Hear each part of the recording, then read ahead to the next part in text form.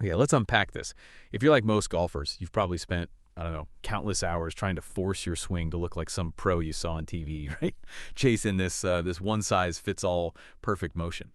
Well, today we are taking a deep dive into the absolute opposite of that idea. We're looking for your true swing. Our source material is this fantastic breakdown of golf biomechanics, and it identifies three distinct, fundamentally correct pathways to power. They're categorized by where that power comes from in the body: the lower core, the middle core, and the upper core. And our mission today is pretty simple. We want to give you a shortcut to understanding which of these three you might naturally fall into, so you can stop fighting your body and, start optimizing what you already do. We're going way beyond generic tips here. If we connect this to the bigger picture, I think the biggest insight from all this is realizing that chasing that one perfect swing is often the root cause of everything. Inconsistency, frustration, even injury. Right. People feel they have to flatten their swing or they have to get more rotation, but their body might be built to do something completely different. The key is matching your technique, your setup, your grip, all of it, to your body's natural kinetic profile. It's about finding that harmony. So we're going to walk through the blueprint for each of these three types, and the details are what really matter here. These little differences explain why one person's favorite swing thought might be, absolute poison for another. Okay, so let's start right at the foundation, Yeah. literally. The lower core golfer. When we talk about power here, we're talking about something that's really stable, really grounded. It comes from that area between the navel and the hips. It's all about legs and the ground, right? That's exactly right. Think of them as an anchor. All that grounded power leads to a very shallow, kind of sweeping swing plane. They are built for stability. And you can spot a lower core golfer almost immediately, just from their address position. We're talking about a really wide stance. I mean, significantly wider than their shoulders.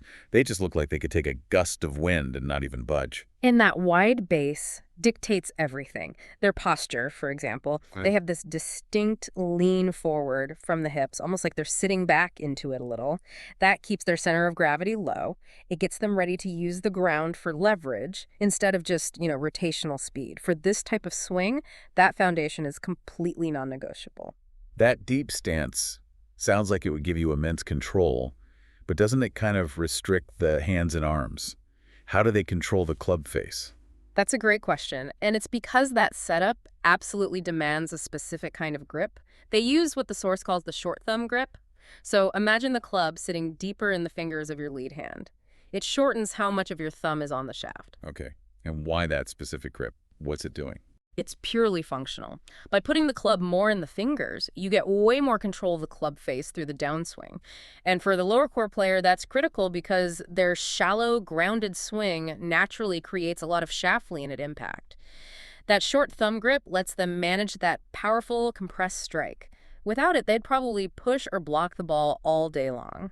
So the foundation is set wide, low, and the hands are ready. So what about the actual movement? How does that grounded rotation work? What's fascinating here is the rotation is almost restrained in the backswing. The hips stay really stable, like a pivot point, and the upper body just rotates around that solid foundation. The club moves on this flat arc, almost circling around their trail hip. I can picture that low, sweeping takeaway. But the sources highlight this unique downswing mechanism, the pelvis drop and pelvis lift. That sounds intense. It is intense, and it's really the secret sauce for the lower core player. The downswing doesn't start with a slide or a big turn. It starts with the pelvis drop, a subtle, slight lowering of the hips toward the ground. It's not wasted motion. It's like compressing a spring. You're storing potential energy. Then comes the explosive part, the pelvis lift. It's this aggressive, rapid drive where the hips move up and forward at the same time, almost like you're jumping through the ball. And that lift is what converts all that stored energy into maximum club head speed right where it matters. Wow. So it's a vertical drop to store and then a vertical forward release. Yeah. That sounds like it needs incredible coordination Yeah. and a lot of strength in the glutes and hamstrings. Is that sequence hard to master? Oh, it absolutely requires focused training on the timing. If that drop is too deep or the lift is just a little off, you're going to have problems with instability or maybe hitting it fat. But when they get it right, the finish is just incredibly stable and strong. The weight shifts fully to the lead foot, but it feels so anchored. You never see this player off balance. Okay, that lower core player makes perfect sense. Power from the ground, delivered shallowly. Let's move up the body now to the middle core golfer. We're going from anchored stability to, I guess, balance, rhythm, and synchronization. Exactly. Think of this as the balanced athlete. The middle core golfer is all about efficiency. The whole body works as one cohesive unit. No single part dominates. Not the hips, not the shoulders. Everything just moves together in harmony. So their setup must reflect that neutrality then. Precisely. Their stance is moderate, just a bit wider than shoulder width, really just aiming for comfort. The posture is neutral too, a soft, natural tilt from the hips. They're not doing the aggressive sit-down of the lower core player or the super tall stance we're about to talk about. And what about weight distribution? Perfectly even, 50-50. It's all about preparing for that smooth, rhythmic transfer of weight. They don't preload one side because they're relying on that sequential chain reaction. Yeah. The material also points out their ball position, slightly forward for irons, just inside the lead heel for the driver. It just centers the ball perfectly for their swing path. Symmetry. Yeah, that feels like the right word for this type. So what about the grip they use to maintain that harmony? They use what we call the neutral grip. The club rests diagonally across the fingers and the palms, kind of a midpoint between the other two. But the key visual is where the V shapes from your thumb and forefinger are pointing. For them, they point right toward the trail shoulder. And why is that aiming point so important? Because that alignment creates symmetry between the hands. And when the hands are symmetrical and centered, it just promotes a neutral club face through the whole swing. If a middle core golfer lets those V's creep too far one way or the other, they're introducing variables that just kill their rhythm, and rhythm is everything for them.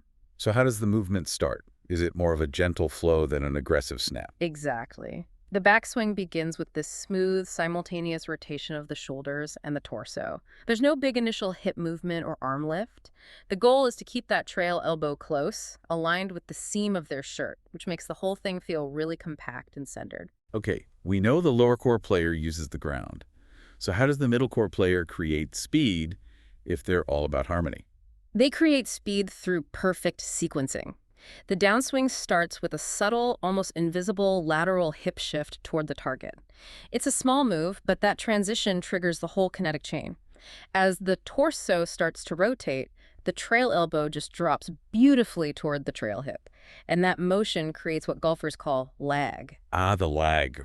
It's that delay between the body turning and the club head releasing. And because this player is so centered and sequential, they maximize that lag. And it just releases like a whip cracking through the ball. It's pure, efficient energy transfer. That makes perfect sense. So it's not raw power, it's leveraged power. Does that make this style the most repeatable one? Statistically, yeah. Their margin for error is wider because they're not at the extremes. At impact, their hands lead the club head slightly, a classic move, and that gives them great compression on their irons. And the finish is just the picture of balance. Smooth, fully rotated, facing the target, totally centered. If you're looking for consistency under pressure, the middle core path is probably your best bet. Here's where it gets really interesting. We're moving to the complete opposite of that grounded, stable, lower core player. We're talking about the upper core golfer. This swing is driven by upper body strength, maximal shoulder rotation, rotational velocity. It creates a naturally more upright, a more vertical swing pattern. And the source material points out something really crucial here. This type is often best for players with longer torsos and, relatively shorter arm spans. Why is that? Because that body type just naturally encourages a steeper, more vertical plane. They're built for it. So their setup has to look totally different from the wide, low stance we saw before. It absolutely does. The upper core player stands noticeably tall, very little hip bend, very little shoulder tilt. They just look athletic and upright. And the ball is positioned farther forward, sometimes at chest level for mid-irons. They're built to attack the ball from that upright position. I noticed in the source they have a very specific arm position at address, too. Yes, that's a dead giveaway. They keep their trail shoulder a little lower than the lead one, and the trail arm stays close to the torso with the elbow just outside the hip. That whole setup is basically presetting that steep backswing path. They look ready to lift the club up and away aggressively. If the lower core player used the short thumb grip for control, what kind of grip facilitates this vertical motion? They use the long thumb grip. The club rests much more in the palms of the hands. It's often a weaker or more neutral grip. And what does that palm-heavy grip actually do for them? It encourages a really rapid wrist hinge, a more vertical hinge, which is essential for getting the club moving up quickly. And because the club is in the palms, there's very little shaft lean at setup, which is perfect for that steep backswing they need. It promotes a really smooth, passive release of the club through impact. Okay, now the kinetic chain. If they're all about maximum rotation, how do the hips and shoulders work together? In the backswing, the hips and shoulders rotate together in a very synchronized way. They actually minimize the separation or the coil between them. The club follows that steeper path, and the shoulders rotate on a really vertical plane. This is all about cranking up the rotational speed of the upper body. The downswing has its own kind of counterintuitive power move here. The sources talk about the sit move. Can you explain that? It's fascinating. The transition starts with a slight lowering of the hips, that's the sit move. But Yeah. unlike the lower core player's pelvis drop, which leads to a forward drive, the upper core's sit mood is immediately followed by an upward drive as the lead leg aggressively straightens. So it's less about leveraging forward and more about leveraging upward? Precisely. They're using the ground to accelerate the mass of their upper body upward and through the ball. The club is accelerated upward through impact for maximum speed. That's why they tend to hit the ball so high. It's a powerful vertical attack. This sounds incredibly fast, powerful, and maybe a little volatile. The sources made a point of saying this type needs structured technical training. Why the specific warning for them? This raises an important question, and the implication is critical. Because they swing on such a steep vertical plane, their margin for error is tiny. A slight mistiming, a lack of discipline, and you can get a massive pull slice or a huge hook. So while the power they can generate is tremendous, they need that structured technique just to keep the club on plane. Consistency for them requires a level of technical precision that the other two types might not need as much. Okay, so we've covered all three biomechanically correct golf pathways. Let's do a quick recap. First, the lower core. That's grounded stability, wide stance, short thumb grip, and that explosive drop and lift sequence for a shallow, powerful strike. Then the middle core. That's all about synchronized harmony. Neutral grip, moderate stance, and speed that comes from perfect sequencing and lag. That means high repeatability and balance. And finally, the upper core. All about vertical power, tall posture, long thumb grip, and that powerful upward acceleration through impact, driven by massive shoulder rotation. And the core insight for you, the listener, is just paramount. You can stop fighting your body's natural movement. If you've always felt restricted trying to force a shallow backswing, but you have the build of an upper core player, now you know why. You can stop trying to force a wide stance if your power is rotational. So this raises an important question. What tangible changes should you make tomorrow? The benefit here is all about maximizing your practice time. Once you identify your core type, you can tailor your drills, your equipment, even your swing thoughts for faster, more sustainable improvement. Your body is a unique engine. I mean, if you try to fuel a rotationally dominant engine, the upper core, with drills designed for grounded stability, you're just wasting time and maybe even adding flaws.